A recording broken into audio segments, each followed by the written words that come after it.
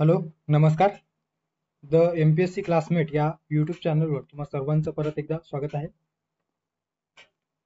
MPSC daily PYQs analysis जे lecture series आपण बघत आहोत, या लेक्चर सिरीजच्या माध्यमातून आयोगाने आतापर्यंत झालेल्या वेगवेगळ्या परीक्षांमध्ये जे काही प्रश्न विचारलेले आहेत ते आपण डेली बेसिसवर आणि विषयनिहाय रोज आपण 10 PYQs या ठिकाणी डिस्कस करतो आहोत. सो या लेक्चरमध्ये आपण डे 85 या दिवशी भूगोल या विषयाअंतर्गत प्रश्नांची किंवा PYQची जी 15वी सिरीज आहे त्या प्रश्नांचं सविस्तर विश्लेषण आपण या ठिकाणी करणार आहोत. ओके, सो थेट आपण आपल्या या लेक्चरला सुरू करूयात. आता पहिला जो प्रश्न या ठिकाणी विचारण्यात आलेला आहे तो एकंदरीतच जे काही वातावरणातील वेगवेगळे थर आपल्याला दिसून येतात, साधारणतः भूपृष्ठापासून जसजसे वर जावे तसतसे जे काही ॲटमॉस्फेरिक लेयर्स आहेत, तर ते जे काही हवामानशास्त्राचा आपण अभ्यास करत असतो, तर त्यावेळेस आपण या लेयरचा किंवा या थरांचा देखील आपण अभ्यास करत असतो. सो त्यानुसार या ठिकाणी राज्यसेवा मुख्य परीक्षा 2022 मध्ये विचारण्यात आलेला प्रश्न आपल्याला दिसून येतो आहे. प्रश्न काय विचारला गेलेला आहे की केनेली हेविसाइड. ओके, सो केनेली हेविसाइड नावाचा जो काही उपथर आहे त्या उपथराचा समावेश कशामध्ये होतो आहे. ओके, सो डॅश डॅश यामध्ये होतो आहे. तपांबर, स्थितांबर, दलांबर की बाह्यांबर. ओके, आता तपांबर म्हणजे काय तर ज्याला ट्रोपोस्फेअर म्हटलं गेलेलं आहे. स्थितांबर म्हणजे काय तर स्टेटोस्फेअर. दलांबर याला आयनोस्फेअर किंवा थर्मोस्फेअर देखील म्हटलं जातो आहे. ओके, सो आयनोस्फेअर किंवा थर्मोस्फेअर. त्यानंतर आहे बाह्यांबर. बाह्यांबरला एक्झोस्फेअर म्हटलं गेलेलं आहे. ओके, सो हे इंग्रजी कीवर्ड्स किंवा इंग्रजी नाव आपल्याला माहिती असणं गरजेचं आहे. सो ट्रोपोस्फेअर, स्ट्रेटोस्फेअर, मेझोस्फेअर, थर्मोस्फेअर आणि एक्झोस्फेअर. ओके, तपांबर, स्थितांबर, मध्यांबर. ओके, मध्यांबर. त्यानंतर आहे आयनांबर किंवा त्याला दलांबर देखील म्हटलं जातो आणि एक्झोस्फेअर. सो कुठल्या या लेअर पैकी कुठल्या लेअरमध्ये केनेली हेविसाइड नावाचा उपथर सापडतो आहे. सो केनेली हेविसाइड नावाचा थर म्हणजे काय तर ऑर्थर ई केनेली आणि ऑलिव्हर हेविसाइड या दोन शास्त्रज्ञांनी साधारणतः भूपृष्ठापासून 90 ते 150 किलोमीटर अंतरावर जे काही आयनोस्फेअर आहे, ज्याला थर्मोस्फेअर देखील म्हटलं जातो, सो या थर्मोस्फेअर किंवा आयनोस्फेअर मध्ये रेडिओ लहरी परावर्तित होता हे शोधून काढले आणि त्या संदर्भाने संशोधन त्यांनी केलेलं होतं. आणि त्यासाठी त्यांना किंवा त्यांनी या हे जे काही थर शोधून काढले ज्यामध्ये रेडिओ लहरी परावर्तित होतात किंवा रेडिओचे जे काही फ्रिक्वेन्सी आहे त्या थरावरून भूपृष्ठावर परावर्तित होतात, हे जे काही शोध आहे त्या संशोधनासाठी 1910 मध्ये विल्यम एक्सेल यांनी त्यांच्या नावावरून परावर्तित होणाऱ्या या रेडिओ वेव्हसाठी किंवा या थरासाठी हेविसाइड लेअर हे नाव सुचवले किंवा त्याला केनेली हेविसाइड लेअर म्हटलं गेलेलं आहे. ओके, सो याला ई प्रदेश देखील म्हटलं जातो. आणि ते ज्या ठिकाणी प्रश्नात विचारलेलं होतं की केनेली हेविसाइड या उपथराचा समावेश कशामध्ये होतो. तपांबरामध्ये होतो का, तर तपांबरामध्ये होत नाही. त्यानंतर आहे स्ट्रेटोस्फेअर मध्ये होतो का, या ठिकाणी देखील होत नाही. मेझोस्फेअर मध्ये देखील होत नाही. तर त्याचा समावेश थर्मोस्फेअर किंवा आयनोस्फेअर ज्याला दलांबर म्हटलं गेलेला आहे. ओके, सो दलांबरामध्ये होतो. आणि त्यानंतरचा जो लेअर आहे तो एक्झोस्फेअर म्हणजे बाह्यांबर. या ठिकाणी या प्रश्नाचा योग्य पर्याय असणार आहे दलांबर, अर्थात पर्याय क्रमांक 3. त्यानंतर पुढचा प्रश्न काय दिलेला आहे, तर या प्रश्नात आपल्याला एकंदरीतच कोपेन यांनी जे काही हवामान संदर्भाने जे काही वर्गीकरण प्रणाली विकसित केलेली आहे त्यावरून राज्यसेवा मुख्य परीक्षा 2020 मध्ये विचारला गेलेला प्रश्न या ठिकाणी दिसून येतो. एकीकडे हवामानाचे प्रकार दिलेले आहेत आणि त्या हवामानासाठी वापरल्या गेलेल्या चिन्हांचा दुसरीकडे जोडी आपल्याला लावायची आहे. ओके, सो विषुववृत्तीय आर्द्र हवामान, त्यानंतर उष्णकटिबंधीय आर्द्र आणि कोरडे हवामान, त्यानंतर विषुववृत्तीय मोसमी हवामान आणि भूमध्य सागरीय हवामान. सो कोपेन ओके जागतिक स्तरावर हवामान प्रणाली संदर्भाने सर्वाधिक विश्वासार्ह किंवा ऑथेंटिक अशा पद्धतीने जी काही हवामानाची जी काही वर्गीकरण प्रणाली विकसित केलेली आहे ते डॉक्टर कोपेन यांनी केलेलं आहे. ओके, त्यांनी हवामानाचे वर्गीकरण जागतिक स्तरावर 5 विभागामध्ये केलेलं आहे. 5 मुख्य गटांमध्ये त्यांनी जे काही हवामानाचे वर्गीकरण आहे ते केल्याचे आपल्याला दिसून येत आहे. आता त्या 5 गटामध्ये जे काही हवामानाचे वर्गीकरण केलेले आहे त्याच्यामध्ये परत त्या गटांमध्ये उपश्रेणी देखील त्यांनी डिवाइड केलेल्या आहे. सो यामध्ये ए मध्ये ट्रॉपिकल ह्युमिड क्लायमेट असेल, त्यानंतर ड्राय क्लायमेट, त्यानंतर मिड लॅटिट्यूड क्लायमेट. ओके, ज्यामध्ये मिड लॅटिट्यूड जे काही भूमध्य सागरी असेल किंवा कर्कवृत्त आणि मकरवृत्ताच्या दरम्यान जे काही कर्कवृत्त आणि विषुववृत्ताच्या दरम्यान जे काही प्रदेश लाय करतात तर त्या प्रदेशा संदर्भाने क्लायमेटिक क्लासिफिकेशन त्यांनी केलेलं आहे. ओके, आता या ठिकाणी जे दिलेलं आहे ते विषुववृत्तीय आर्द्र हवामान, उष्णकटिबंधीय आर्द्र आणि कोरडे हवामान, विषुववृत्तीय मोसमी हवामान आणि भूमध्य सागरीय मोसमी हवामान. ओके, सो या ठिकाणी जे काही मिड लॅटिट्यूड क्लायमेट जे वर्गीकरण केलेलं आहे त्याच्यामध्ये मेडिटेरियन संदर्भाने, ओके, जे काही भूमध्य सागरीय मेडिटेरियन जे काही सी आहे किंवा भूमध्य सागरीयच्या जवळपासचा जो काही प्रदेश आहे तर ते कुठल्या त्यासाठी त्यांनी जे काही हवामानाचे वर्गीकरण विकसित केलेले आहे तर त्याला CSA आणि CSB, CSA अर्थात hot and dry summer, okay, उष्ण आणि आर्द्र प्रकारचा जे काही वातावरण आहे तर ते मेडिटेरियन समुद्राच्या नजीकच्या प्रदेशात आपल्याला दिसून येतो. ओके, सो त्यासाठी CSA किंवा CSB या चिन्हांचा वापर मेडिटेरियन या क्लायमेटिक साठी त्यांनी केलेला आहे. त्या ठिकाणी भूमध्य सागरीसाठी आपण जर बघितलं तर या ठिकाणी CSA असणारा जर आपण जोडी लावली तर याला ड ला 1 नंबरची जोडी लागेल. ओके, त्यानंतर ट्रॉपिकल ह्युमिड. ओके, ट्रॉपिकल म्हणजे काय तर विषुववृत्त ते साधारणतः विषुववृत्त आणि कर्कवृत्त तसेच विषुववृत्त आणि मकरवृत्ताच्या दरम्यानचा जे काही जवळपासचा जो प्रदेश आहे तर त्या ठिकाणी जो काही हवामानाचं वर्गीकरण केलेलं आहे त्याच्यामध्ये ट्रॉपिकल वेट, ओके, ज्याला विषुववृत्तीय आर्द्र म्हटलं गेलेलं आहे, ट्रॉपिकल सव्हाना ज्याला ड्राय विंटर आणि वेट समर म्हटलं गेलेलं आहे, आणि ट्रॉपिकल मान्सून जे काही मान्सूनचे जे काही प्रदेश आहे ते मान्सून साठी या ट्रॉपिकल मान्सून म्हणून त्याला संबोधलं गेलेलं आहे. सो ट्रॉपिकल वेट अर्थात जे काही विषुववृत्तीय आर्द्र हवामान प्रदेश आहे त्यासाठी AF वापरला जातो. सो या ठिकाणी जे काही विषुववृत्तीय आर्द्र हवामानासाठी जो काही कोपेनचं चिन्ह आहे ते AF. ओके, सो ला 3 नंबरची जोडी. त्यानंतर उष्णकटिबंधीय आर्द्र आणि कोरडे हवामान असेल तर त्यासाठी कुठला चिन्ह वापरला जातो तर त्याला सव्हाना देखील म्हटला जातो, ट्रॉपिकल सव्हाना. सो AW हे जे काही चिन्ह आहे तर त्यासाठी वापरला जातो आहे. सो ब ला 4 नंबरची जोडी. सो ब ला 4 नंबरची जोडी. त्यानंतर विषुववृत्तीय मोसमी. विषुववृत्तीय मोसमी अर्थात काय तर जे काही ट्रॉपिकल मान्सून आहे तर ट्रॉपिकल मान्सून क्लायमेटिक साठी कोपेन यांनी जे काही चिन्ह दिलेलं आहे तर त्याला AM या चिन्हाने चिन्हांकित केलेलं आहे. ओके, सो क ला AM हे चिन्ह आणि भूमध्य सागरीसाठी आपण बघितलेलंच आहे. ड ला 1 नंबरची जोडी. सो अ ला 3 नंबरची जोडी. त्यानंतर ब ला 4 नंबरची जोडी. त्यानंतर क ला 2 नंबरची जोडी आणि ड ला 1 नंबरची जोडी. ओके, सो पर्याय क्रमांक 2 या प्रश्नाचं योग्य पर्याय असणार आहे. ओके, अशा पद्धतीने या ठिकाणी कोपेन यांनी जे काही हवामान वर्गीकरण मांडलेले आहे, ओके, हवामान वर्गीकरण प्रणाली विकसित केलेली आहे त्यावरून आयोगाने प्रश्न विचारलेला होता. ओके, सो पुढे जाऊया. त्यानंतरचा प्रश्न आहे भूकंप लहरीच्या संदर्भाने या ठिकाणी प्रश्न विचारला गेलेला आहे. राज्यसेवा मुख्य परीक्षा 2012 मध्ये विचारण्यात आलेला प्रश्न. खालील वैशिष्ट्ये कोणत्या भूकंप लहरीची आहेत अशा पद्धतीने या ठिकाणी प्रश्न विचारला गेलेला आहे. भूकंप केंद्रापासून सरळ दिशेने प्रवास करतात आणि भूपृष्ठावर येतात. ब स्टेटमेंट काय आहे तर जास्त घनतेच्या माध्यमातून जाताना लहरीचा वेग वाढतो. क दिलेला आहे द्रव पदार्थातून जाताना लहरीचा वेग मंदावतो. प्राथमिक लहरी, दुय्यम लहरी, भूपृष्ठ लहरी की सामान्य लहरी. आता कुठल्या लहरीचा कुठल्या वेव्हचा जे काही भूकंपाचे जे काही वेव्ज आहेत ते कुठल्या वेव्ज मध्ये हे जे काही वैशिष्ट्ये आहेत ते दिलेले आहेत.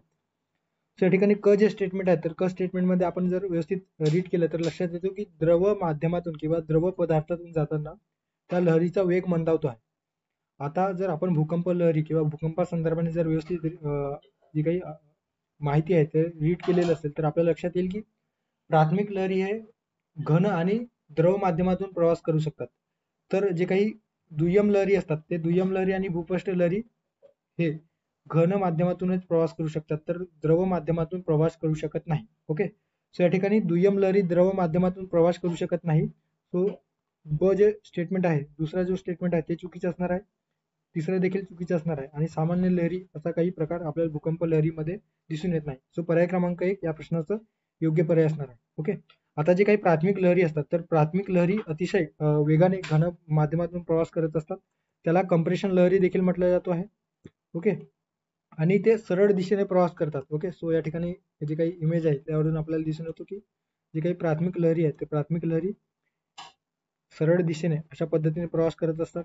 त्यानंतर हे जे काही या ठिकाणी जे लहरी दिलेले आहेत ते प्राथमिक लहरी आहेत ते सरळ दिशेने प्रवास करत असतात. ओके, आणि यांचा जो काही वेग आहे तो इतर जे काही लहरी आहेत त्यांच्यापेक्षा सर्वाधिक असतो.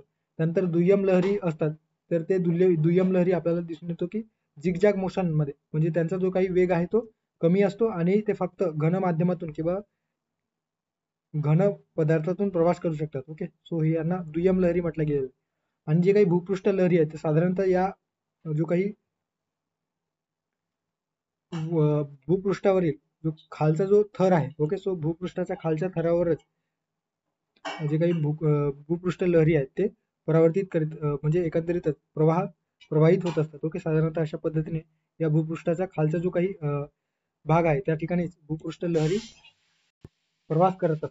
ओके, सो या ठिकाणी या प्रश्नाचा योग्य पर्याय असणार आहे पर्याय क्रमांक 1 प्राथमिक लहरी. ओके, आता जे काही दुय्यम लहरी किंवा भूपृष्ठ लहरी आहे त्या संदर्भात इन्फॉर्मेशन या ठिकाणी दिलेलं आहे, ते तुम्ही नंतर वाचून घ्या. जे काही प्राथमिक लहरी आहेत तर प्राथमिक लहरींना लॉन्जिट्युडनल वेव्ज म्हटलं गेले जातो आहे. ओके, सो अनुधरीय वेव्ज, सो त्याला ध्वनी लहरी प्रमाणे जे काही प्राथमिक लहरी असतात ते प्रवास करत असतात. तर सेकंडरी लहरी जे असतात ते ट्रान्सव्हर्स जे काही प्रकाश वेव्ज आहेत. ओके, सो प्रकाश वेव्ज संदर्भाने आपल्याला हे द्वितीयक किंवा सेकंडरी भूकंप लहरी दिसून येते. ओके, भूपृष्ठीय किंवा पृष्ठ सरफेस वेव्ज मध्ये सर्वाधिक विध्वंसक म्हटलं जातो आहे याला, आणि याच्यात 2 उपप्रकार देखील दिसून येतात, लव वेव्स आणि रिलेग वेव्स. ओके, सो अशा पद्धतीने 2 भूपृष्ठीय लहरीचे प्रकार आपल्याला दिसून येतात. सो हे देखील लक्षात ठेवा. सो पर्याय क्रमांक 1 या प्रश्नाचा योग्य पर्याय असणार आहे. त्यानंतरचा प्रश्न आहे एकंदरीतच या ठिकाणी नदी प्रणाली किंवा नदीच्या प्रवाहामुळे जे काही क्षरण आणि अपक्षरण आणि जे संचयन कार्यामुळे जे वेगवेगळे भूमिके तयार होतात, तर त्या अनुषंगाने या ठिकाणी वनसेवा मुख्य परीक्षा 2016 मध्ये विचारण्यात आलेला प्रश्न आपल्याला दिसून येतो. राज्यसेवा पूर्व असेल किंवा राज्यसेवा मुख्य परीक्षा असेल तर भूगोल या विषयाअंतर्गत एक तरी प्रश्न या भूरूपांच्या निर्मितीवर आयोग आपल्याला विचारतो आहे. ओके, त्या ठिकाणी वनसेवा मुख्य परीक्षा 2016 मध्ये विचारण्यात आलेला प्रश्न, खालील भूरूपांचा योग्य क्रम ओळखा अशा पद्धतीने या ठिकाणी प्रश्न विचारला गेलेला आहे. त्रिभुज प्रदेश दिलेला आहे, धबधबा दिलेला आहे, पंखाकृती मैदान, कुंभगर्ता, पूर मैदान. ओके, आणि हे जे काही भूरूपे आहेत ते आपल्याला नदी प्रणालीने किंवा नदीच्या प्रवाहामुळे आणि विशेषतः नदीच्या संचयन आणि खनन कार्यामुळे जे काही भूरूपे तयार होतात त्या अनुषंगाने या ठिकाणी आयोगाने आपल्याला प्रश्न विचारलेला आहे. ओके, सो या ठिकाणी नदीच्या खनन आणि संचयन कार्यामुळे कशा पद्धतीने भूरूपे तयार होतात ते या ठिकाणी विचारले गेलेलं आहे. तर सर्वात आधी जर आपण या ठिकाणी जर बघितलं तर आपल्याला काय दिसून येतं, तर समजा जेव्हा नदीचा फॉर्म होत आहे तर नदीचा फॉर्म अशा पद्धतीने जे काही पर्वत आहे तर पर्वतीय प्रदेशातून जेव्हा नदीचा उगम होतो तर त्यांचा जो वेग आहे तो सर्वाधिक असतो. याला युथ स्टेज किंवा तारुण्य अवस्था म्हटलं गेलेला आहे. युथ स्टेज मध्ये जो काही नदींचा किंवा नद्या जे असतात त्यांचा प्रवाह जास्त असल्या कारणाने ते फक्त खनन कार्य करत असतात.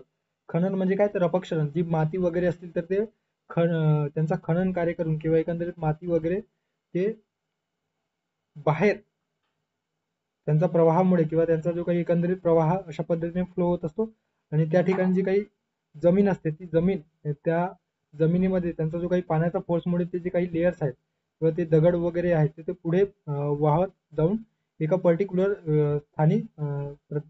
ठिकाणी ते संचयन होत असतात. ओके, आणि ज्या ठिकाणी ते संचयन होत असतात त्या ठिकाणी अशा पद्धतीचे जे काही संचयन आहे ते संचयन घडून आणत असतात. ओके, सो नदीच्या कार्यामुळे आपल्याला संचयन आणि खनन कार्य एकाच वेळेस होताना दिसून येतं. सुरुवातीच्या स्टेजमध्ये ज्याला या ठिकाणी जर आपण या इमेजच्या सहाय्याने बघितलं तर याला युथ स्टेज म्हटलं गेलेलं आहे. ओके, सो युथ स्टेज म्हणजे तारुण्य अवस्था ज्यामध्ये फक्त खनन कार्यामुळे जे काही भूरूपे आहेत ते तयार होत असतात. त्यानंतर मॅच्युअर स्टेज. ओके, मॅच्युअर स्टेजमध्ये आपल्याला काय दिसून येतं तर या ठिकाणी त्यांचा एकंदरीत प्रवाहाचा वेग मंदावलेला असतो आणि त्या ठिकाणी आपल्याला पूर मैदानी किंवा मैदानी स्वरूपात जे काही गाळ संचयन किंवा गाळजन्य जे काही प्रवाहामुळे त्यांनी आणलेलं असतात तर ते त्यांचा जो काही फैलाव आहे ते या ठिकाणी होताना आपल्याला दिसून येतो. ओके, त्यानंतर या ठिकाणी old stage. Okay, old stage या ठिकाणी जो काही त्यांचा वेग आहे तो मंदावलेला असतो आणि एका पर्टिक्युलर जे काही महासागरे वगैरे असतील किंवा ओशन असेल त्या ठिकाणी ते नदी जाऊन विलुप्त होत आहे आणि या ठिकाणी डेल्टा फॉर्म होत आहे. त्यांचा एकंदरीतच या भूरूपांचा क्रम कशा पद्धतीने असतो हे या ठिकाणी विचारण्यात आलेलं आहे. सो लक्षात ठेवा, सर्वात आधी ते धबधबा किंवा व्ही आकाराची दरी तयार करत असतात कारण त्यांचा वेग मोठा प्रचंड असल्या कारणाने ते एखाद्या पर्वताला चिरून किंवा पर्वतावरून जेव्हा खाली पडत असतात तर धबधब्यांच्या स्वरूपात त्या ठिकाणी भूरूपे तयार होतात. त्यानंतर त्यांचा वेग आहे ते थोडा भूपृष्ठावर आल्याच्या नंतर मैदानी प्रदेशामध्ये ते प्रवेश करताना त्यांचा जो वेग आहे तो मंदावतो आणि त्यासोबत जेव्हा त्यांचा वेग जास्त असतो तर सोबत आणलेले जे काही गाळ असेल, दगड असते, ते एका पर्टिक्युलर ठिकाणी अडकला जातो आणि त्या ठिकाणी कुंभगर्ता किंवा रांजण खडगे तयार करत असतात. ओके, सो धबधब्यांची निर्मिती, त्यानंतर आहे कुंभगर्ता, रांजण खडगे, त्यानंतर ते मैदानी प्रदेशामध्ये पुढे जसजसे जातात तसं त्यांच्या एकंदरीत जी गती आहे ते मंदावत जातो. ओके, आणि त्या ठिकाणी ते पंखाकृती किंवा अशा पद्धतीने त्यांचा जो काही मैदान आहे ते या लेअर प्रमाणे ते जे भूरूप आहे ते तयार करत असतात. ओके, सो त्याला पंखाकृती मैदान म्हटलं गेलेलं आहे. सो रांजण खडगे नंतर किंवा कुंभगर्तानंतर पुढे जो काही नदी आहे ते प्रवास करताना पंखाकृती मैदान तयार करते. त्यानंतर पूर मैदान तयार करते. पूर मैदान म्हणजे काय, तर नदीमध्येच जेव्हा गाळ असतील किंवा रेती वगैरे किंवा माती वगैरे जे सोबत आणलेलं असतं आणि त्या नदी प्रणालीमध्ये जेव्हा गाळाचं संचयन होतं तर त्याला पूर मैदान म्हटलं गेलेलं आहे. ओके, आणि पूर मैदानानंतर त्या पूर मैदानाचा जेव्हा प्रचंड संचयनाने काही कालावधीनंतर त्या ठिकाणी एकंदरीतच डेल्टा तयार होतो. डेल्टा म्हणजे काय, तर थोडक्यात जर बघितलं तर या ठिकाणी अशा पद्धतीने जी काही भूरूप आहे किंवा डेल्टाजन्य स्थिती आहे ती या ठिकाणी तयार झालेली आहे आणि एकंदरीतच या मुखाकडे डेल्टा किंवा त्रिभुज प्रदेशाचा जो मैदान आहे तो तयार करून पुढे नदी एखाद्या समुद्रामध्ये किंवा एखाद्या महासागरामध्ये विलुप्त होतो आहे. ओके, सो त्याला डेल्टा किंवा त्रिभुज प्रदेश म्हटलं गेलेला आहे, कारण यांचा जो आकार असतो तो अशा पद्धतीने त्रिभुज प्रदेशासारखा आकार त्यांनी तयार केलेला असतो. सो हे जे काही डेल्टा आहे आपल्या भारताचं जर उदाहरण घ्यायचं झालं तर सुंदरबन डेल्टा. ओके, जी काही हिमालयीन नद्या आहेत त्या हिमालयीन नद्यामुळे जे तयार झालेला डेल्टा आहे ते त्याला तो महत्वाचा डेल्टा आपल्या भारतात दिसून येतो, सुंदरबन डेल्टा. या ठिकाणी क्रम कसा आहे, तर सर्वात आधी धबधब्यांची निर्मिती, त्यानंतर खडगे किंवा रांजण खडगे किंवा कुंभगर्ता ज्याला म्हटलं गेलेलं आहे, त्यानंतर पंखाकृती मैदान तयार करतात, त्यानंतर पूर मैदान तयार करतात आणि त्यानंतर सर्वात शेवटी नदीच्या किंवा महासागराच्या मुखापाशी त्रिकोणी आकाराचा त्रिभुज प्रदेश तयार करत असतात. ओके, आता हे जे काही इन्फॉर्मेशन आहे ते 11 जी काही आपली 11वी स्टेट बोर्ड आहे त्यामध्ये दिलेलं आहे, व्यवस्थित दिलेलं आहे, त्याचा क्रम देखील दिलेला आहे. ओके, सो तुम्ही रीड करा. त्यामुळे जे काही नदी पात्राचे जे काही भूरूपे आहेत ते तुम्हाला स्पष्ट होणार आहे. ओके, सो या ठिकाणी सर्वात आधी धबधबा, त्यानंतर कुंभगर्ता, त्यानंतर पंखाकृती मैदाने, त्यानंतर पूर मैदान आणि त्रिभुज प्रदेश. सो या प्रश्नाचा योग्य पर्याय असणार आहे पर्याय क्रमांक 4. नंतर पुढे जाऊया. पुढचा प्रश्न आहे, जे काही आपली भारताची सीमा आहे ती कुठल्या देशांना लागून आहे आणि कोणत्या देशांना कुठल्या राज्याची सीमा लागून आहे त्या संदर्भाने या ठिकाणी संयुक्त गट पूर्व परीक्षा 2022 मध्ये विचारला गेलेला प्रश्न. खालीलपैकी कोणत्या राज्याच्या सीमा 2 राज्यांना लागून आहेत अशा पद्धतीने या ठिकाणी प्रश्न विचारला गेलेला आहे. त्रिपुरा, मणिपूर, मिझोराम, नागालँड.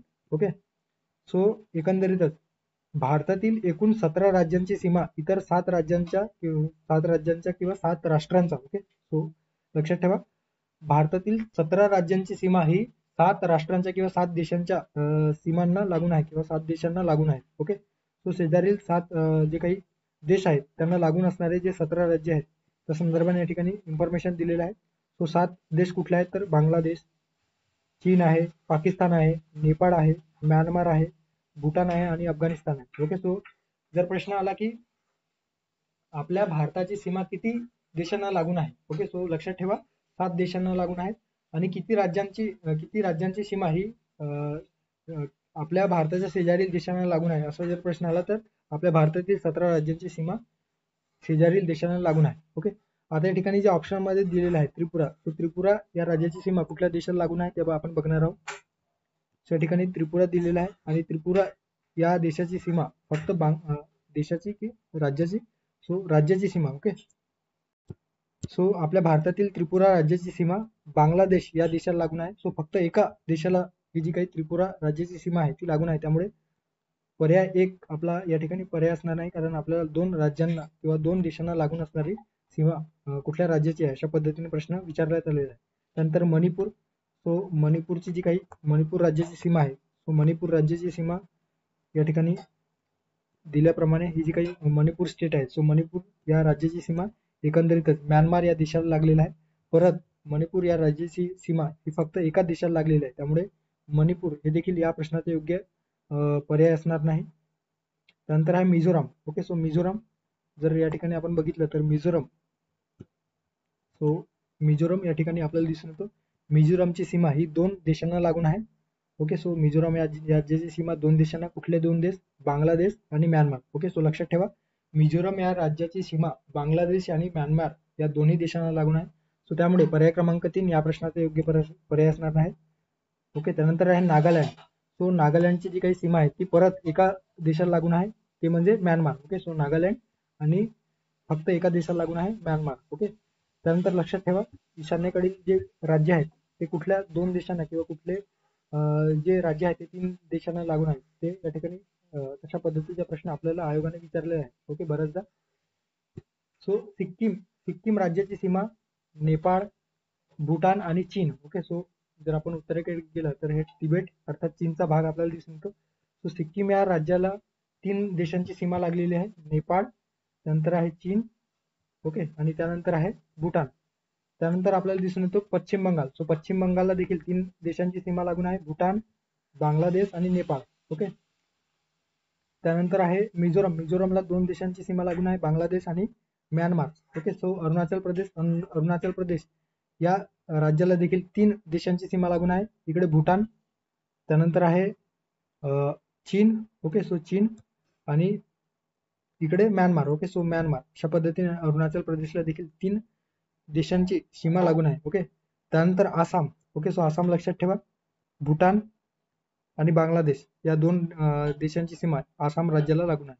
ओके, सो अशा पद्धतीने या ठिकाणी दिलेलं आहे आणि त्या संदर्भाने या ठिकाणी इन्फॉर्मेशन दिलेलं आहे, तुम्ही स्क्रीनशॉट घेऊन नंतर रीड करू शकता. सो पर्याय क्रमांक 3 या प्रश्नाचा योग्य पर्याय असणार आहे.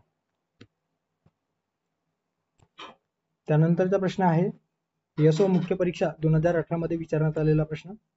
जोड्या स्वरूपात एकीकडे जिल्हा दिलेला आहे आणि दुसरीकडे त्या जिल्ह्यांमध्ये कुठले सरोवर आढळतात त्यानुसार आपल्याला योग्य जोडी लावायची आहे. ओके, सो या ठिकाणी बुलढाणा, नागपूर, भंडारा आणि चंद्रपूर दिलेलं आहे. ओके, सो लक्षात ठेवा, दुसरीकडे दिलेलं आहे रामसागर, गोटझरी, लोणार आणि बादलकसा किंवा बांदलकसा. सो लोणार सरोवर आपल्या सर्वांनाच माहित आहे की बुलढाणा या जिल्ह्यामध्ये लोणार सरोवर आढळून येतो. सो 3 नंबरची जोडी, 3 नंबरची जोडी आपण लावलं तर पर्याय क्रमांक 3 आणि 4 आपण एलिमिनेट करू शकतो. ओके, त्यानंतर नागपूर. सो नागपूरसाठी किंवा नागपूर या जिल्ह्यामध्ये कुठले सरोवर दिसून येतात? सो नागपूरमध्ये लक्षात ठेवा अंबाझरी तलाव किंवा अंबाझरी सरोवर, त्यानंतर रामसागर तलाव दिसून येतो. त्यानंतर परत जर आपण बघितलं तर नवेगाव हे जे काही तलाव आहे ते गोंदिया जिल्ह्यामध्ये दिसून येतो, बोदलकसा गोंदिया जिल्ह्यामध्ये.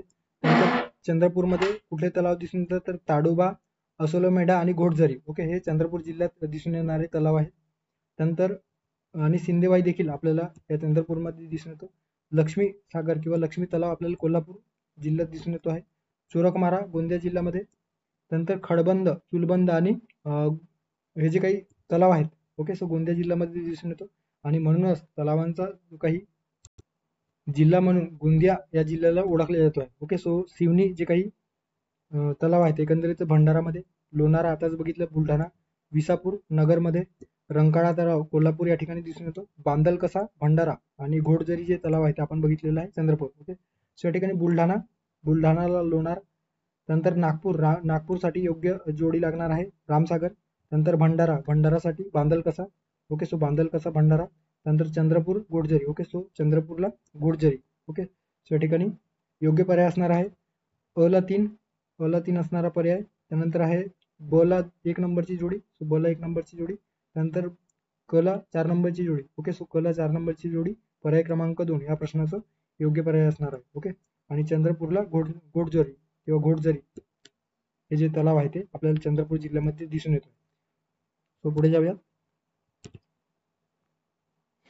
त्यानंतरचा प्रश्न आहे कोणत्या राष्ट्रीय महामार्गाने महाराष्ट्रामधील जास्तीत जास्त अंतर व्यापलेले आहे?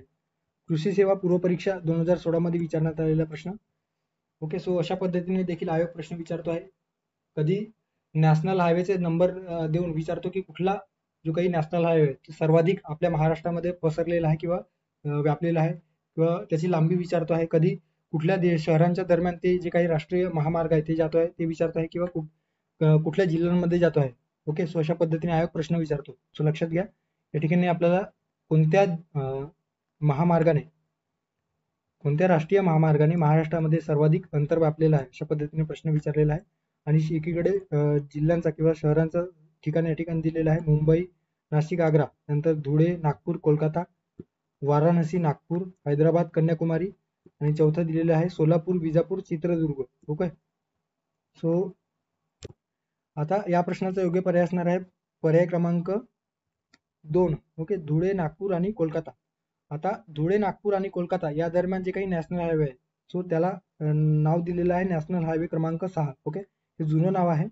नवीन नाव काय आहे? सो राईट नाव I am unable to remember those exact number. So if you know please put in the comment box. Okay, so राष्ट्रीय महामार्ग 6 आपल्याला दिसून येतो आणि या 6 मध्ये एक प्रमुख राष्ट्रीय महामार्ग ज्याची लांबी, सर्वाधिक लांबी जर आपण बघितलं तर या राष्ट्रीय महामार्गाची अर्थात नॅशनल हायवे 6 ची जी लांबी आहे ती 1949 किलोमीटर. ओके, कोलकाता ते सुरत. ओके, सो पश्चिम बंगाल आणि गुजरात या दरम्यान जे काही कोलकाता ते सुरत या 2 शहरांना जोडणारा जो काही नॅशनल हायवे आहे ते राष्ट्रीय हायवे क्रमांक 6 आपल्याला दिसून येत आहे. ओके, यामध्ये धुळे, जळगाव, भुसावळ, अकोला, अमरावती, नागपूर, भंडारा, राजनांदगाव, भिलाई, नंतर रायपूर, संबलपूर, खरगपूर. ओके, आणि पुढे कोलकाता. अशा पद्धतीने हे जे काही महत्वाची शहरे आहेत ते या नॅशनल हायवे क्रमांक 6 मध्ये वसलेले आहेत. ओके, सो या प्रश्नाचा योग्य पर्याय असणार आहे पर्याय क्रमांक 2, धुळे, नागपूर, कोलकाता. आता ते जे काही राष्ट्रीय महामार्ग आहेत महाराष्ट्रातील त्या संदर्भात या ठिकाणी इन्फॉर्मेशन दिलेलं आहे. सो सर्वाधिक लांबी व्यापलेला आहे, आताच बघितलं 0. नॅशनल हायवे 6 धुळे ते कोलकाता 886 किलोमीटर. ओके, सो राज्यातील सर्वाधिक अंतर व्यापणारा जे काही नॅशनल हायवे आहे ते नॅशनल हायवे नंबर 6 आपल्याला दिसून येतो. धुळे, अकोला, नागपूर या शहरांमधून ते जातो आहे. ओके, त्यानंतरचं जर विचारलेलं असेल तर लक्षात ठेवा पनवेल ते मंगलोर 472 किलोमीटर लांबीची आहे. त्यानंतर कुठला आहे तर मुंबई ते आग्रा. ओके, सो 391 किलोमीटरचा आपल्याला दिसून येतो. सो अशा पद्धतीने या ठिकाणी लक्षात ठेवा. ओके, सर्वात आधी नॅशनल हायवे 6, त्यानंतर आहे नॅशनल हायवे 17 नंबरचे पनवेल ते मंगलोर. त्यानंतर जो आहे तो नॅशनल हायवे 211 सोलापूर ते धुळे. ओके, 400 किलोमीटर अंतर इतका याने व्यापलेला आहे. सो हे जे काही इतर नॅशनल हायवे त्या संदर्भात इन्फॉर्मेशन दिलेलं आहे तुम्ही नंतर रीड करू शकता. ओके, सो महत्वाचा चार्ट या ठिकाणी लावून दिलेला आहे. ओके, सो पुढे जाऊया. पुढचा प्रश्न आहे लोकसंख्येच्या संदर्भाने महाराष्ट्रातील जी काही लोकसंख्या आहे त्या लोकसंख्ये संदर्भाने आपण जे काही लिंग गुणोत्तराचा अभ्यास करतो त्या लिंग गुणोत्तराच्या संदर्भाने कर सहाय्यक पूर्व परीक्षा 2016 मध्ये विचारण्यात आलेला प्रश्न. महाराष्ट्राच्या 2011 सालच्या जनगणनेप्रमाणे जिल्ह्याचा उच्च लिंग गुणोत्तरानुसार उतरता क्रम लावा. ओके, जे काही लिंग गुणोत्तर आहे तर लिंग गुणोत्तरामध्ये कुठले जिल्हे सर्वाधिक लिंग गुणोत्तर दर्शवणार आहेत किंवा कुठले जिल्हे सर्वात कमी लिंग गुणोत्तर दर्शवणार आहेत त्या संदर्भाने आपल्याला इत्थंभूत माहिती असणे गरजेचं आहे. ओके, आता हे जे काही महाराष्ट्र किंवा भारताच्या लोकसंख्येसंदर्भात ज्यामध्ये लोकसंख्या संक्रमण सिद्धांत असतील किंवा भारतातील जे काही आकडेवारी लोकसंख्येची जी काही 2011 ची आकडेवारी आहे, त्यानंतर महाराष्ट्राच्या संदर्भात जी काही लोकसंख्येसंदर्भात जी आकडेवारी आहे त्या संदर्भाने आपण सविस्तर डिस्कस केलेलं आहे. त्याची वेगळी प्लेलिस्ट देखील आपल्या या युट्यूब चॅनलवर आहे.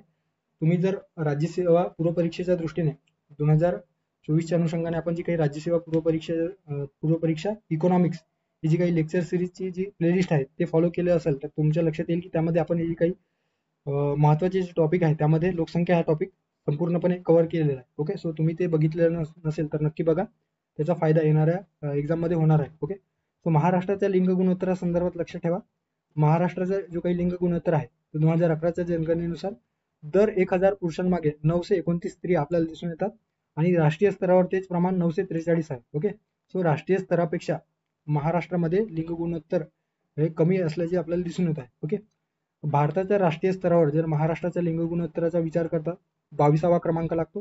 सो क्रमांक देखील लक्षात ठेवा, यावर देखील आयोगाने प्रश्न विचारलेला आहे. ओके, राष्ट्रीय स्तरापेक्षा महाराष्ट्राचे जे काही लिंग गुणोत्तर आहे ते 14 पॉईंट्सने कमी दिसून येतो आहे. 2001 ते 2011 या 10 वार्षिक कालखंडामध्ये जे काही लिंग गुणोत्तर आहे ते 922 वरून 929 झालेलं आहे. ओके, सो 2001 मध्ये महाराष्ट्रातील जे काही लिंग गुणोत्तर आहे ते दर 1000 पुरुषांमागे 922 होता. तर आता म्हणजे 2011च्या जनगणनेनुसार 929 झालेलं आहे. म्हणजे फक्त 7 पॉईंटनी किंवा 7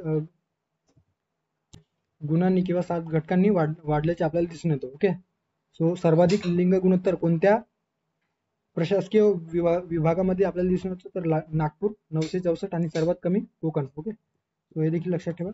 आता सर्वाधिक लिंग गुणोत्तर असणारे जे जिल्हे आहेत त्यामध्ये रत्नागिरी, सिंधुदुर्ग, गोंदिया, सातारा आणि भंडारा. ओके, सो अशा पद्धतीने सर्वाधिक लिंग गुणोत्तर असणारे जिल्हे आपल्याला दिसून येतात. सो रत्नागिरी ज्याची जी काही लिंग गुणोत्तर आहे ते दर 1000 पुरुषांमागे 1122 म्हणजे पुरुषांपेक्षा स्त्रियांची संख्या सर्वाधिक दिसून येतो. नंतर सिंधुदुर्ग 1036, त्यानंतर गोंदिया 999.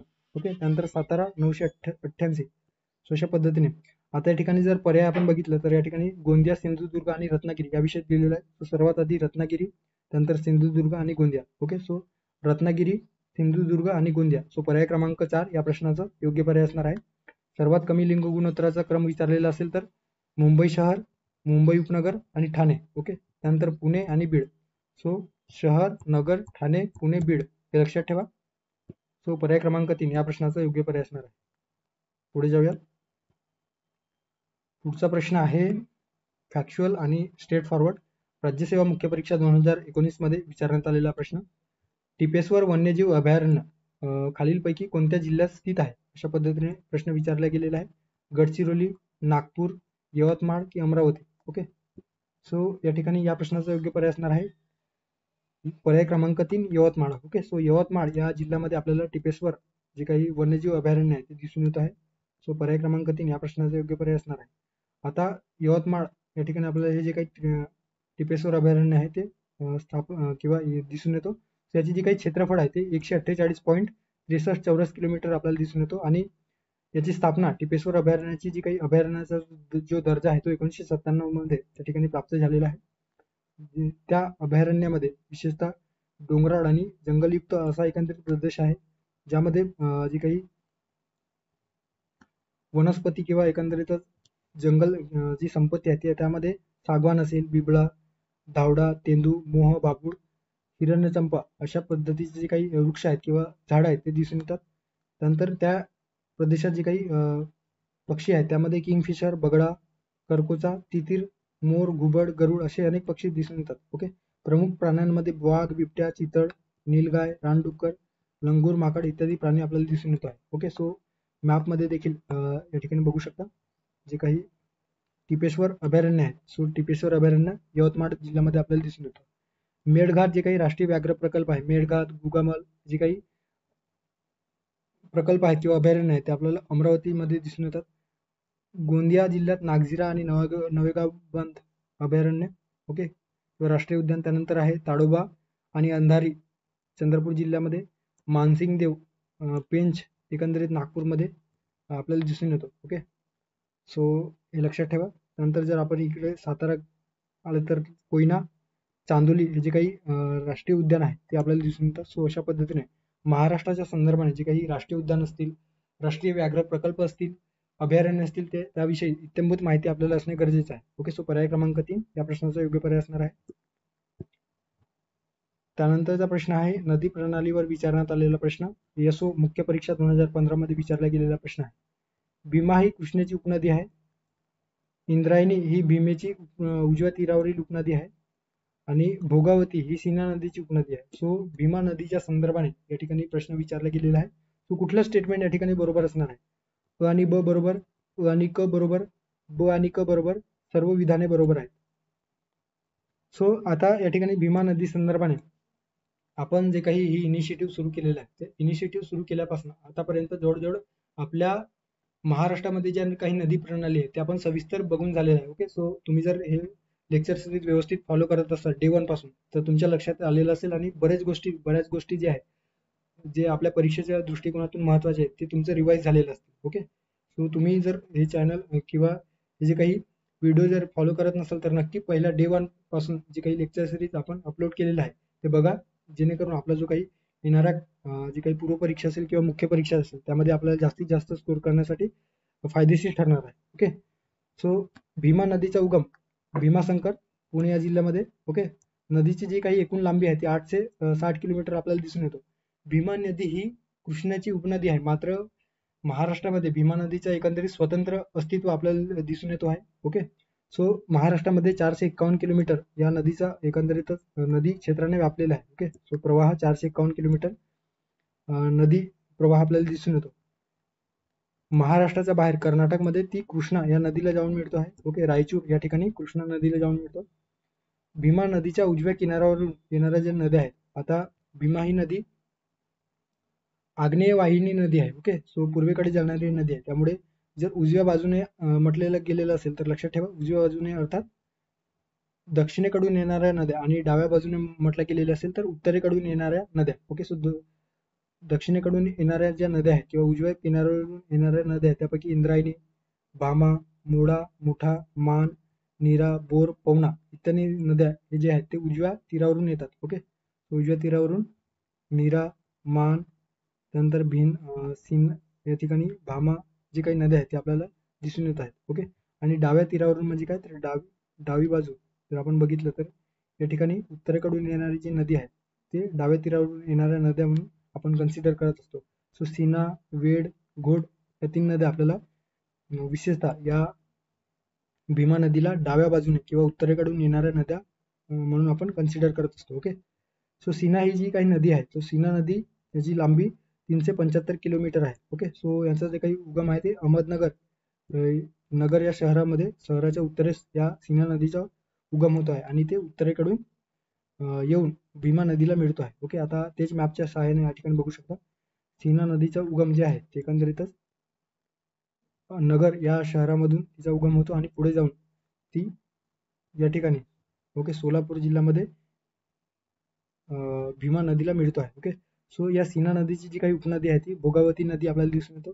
उस्मानाबाद जो जिल्हा आहे त्या उस्मानाबाद जिल्ह्यातून ही भोगावती नदीचा उगम होतो आहे आणि सीनेची किंवा सीना नदीची उपनदी म्हणून आपण या भोगावती नदीला ओळखत असतो. ओके, सो या ठिकाणी भीमा नदी संदर्भात दिलेला आहे इंद्रायणी, पवना, मुळा, मुठा, ओके, कर्रा, नीरा, मान अशा हे जे काही नद्या आहेत ते आपल्याला या ठिकाणी दिसून येत आहे.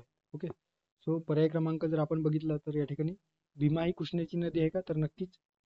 इंद्रायणी ही भीमेची उजव्या तीरावरील नदी आहे का तर इंद्रायणी ही जी नदी आहे ती भीमेची उजव्या तीरावरील नदी आहे. ओके, सो हे देखील योग्य असणार आहे. ओके, सो सोलापूर जिल्ह्यामध्ये इंद्रायणी नदी आपल्याला दिसून येतो आहे, हे देखील योग्य असणार आहे. त्यानंतर भोगावती सीना नदीची उपनदी आहे का, भोगावती ही जी नदी आहे ती सीना नदीची उपनदी दिसून येतो, त्यामुळे वरील सर्व विधाने बरोबर आहे. सो पर्याय क्रमांक 4 या प्रश्नाचा योग्य पर्याय असणार आहे. ओके, सो अशा पद्धतीने आयोगाने वेगवेगळ्या परीक्षांमध्ये जे 10 प्रश्न भूगोलासंदर्भात विचारलेले होते ते आपण या ठिकाणी डिस्कस केलेले आहे. ओके, सो भेटूया पुढच्या व्हिडिओमध्ये. थांबूया या ठिकाणी.